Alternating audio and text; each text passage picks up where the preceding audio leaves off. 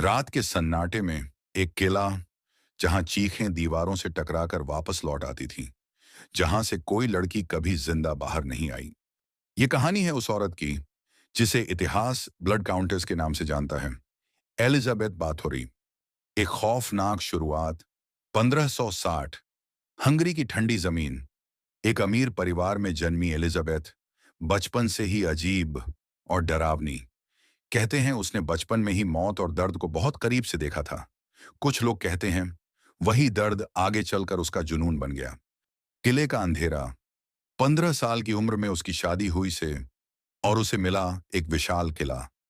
लेकिन यह किला सिर्फ पत्थरों का नहीं था, ये एक डर का घर बनने वाला था।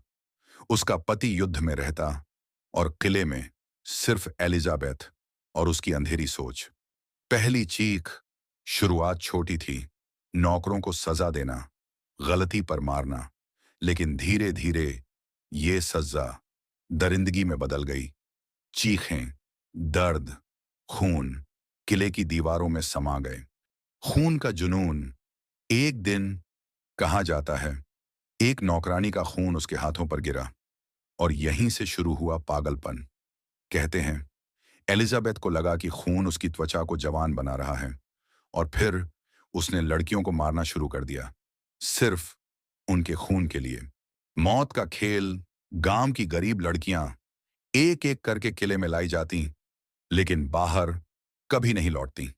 कुछ को भूखा रखा गया, कुछ को बर्फ में छोड़ दिया गया और कुछ ऐसी मौत मरी जिन्हें सोचकर भी रूह कांप जाए। सच आता है, सालों तक कोई कुछ नहीं बोला, क्योंकि वो एग्जाम ने ताकतवर परिवार से थी। लेकिन जब अमीर घरों की लड़कियां भी गायब होने लगीं, तब डर गुस्से में बदल गया। 1610 में जांच के लिए पहुंचे और जो उन्होंने देखा वो किसी बुरे सपने से कम नहीं था। खून, लाशें और मौत की बदबू। जमीन में कैद की सजा। एलिजाबेथ को सजा मिली, लेकिन मौत नहीं। उसे उसके ही किले के एक कमरे में बंद कर दिया गया। चारों तरफ दीवारें, सिर्फ एक छोटा सा छेद सांस लेने के लिए। सोचिए, अंधेरा, अकेलापन और अपने ही डर के साथ जीना। आखिरी सांस। 4 साल, 4 लंबे डरावने साल। 1614 में उस काले कमरे में एलिजाबेथ बाथोरी की मौत हो गई। लेकिन सवाल आज भी जिंदा है, क्या वो सच में एक खूनी राक्षस थी या फिर एक साजिश का शिकार? कुछ लोग कहते हैं उस किले में आज भी चीखें सुनाई देती हैं, और अगर आप ध्यान से सुने तो शायद आपको भी कोई आवाज पुकारती हुई सुनाई दे। हत्या की संख्या पूरी तरह पक्की नहीं है, लेकिन अलग अलग स्रोत अलग आंकड़े बताते हैं। अनुमानित संख्या 80 के आसपास। अदालत में गवाहों के अनुसार 300 प्लस। कुछ रिपोर्ट्स में ज्यादा संख्या बताई गई, 600 प्लस, लगभग 650।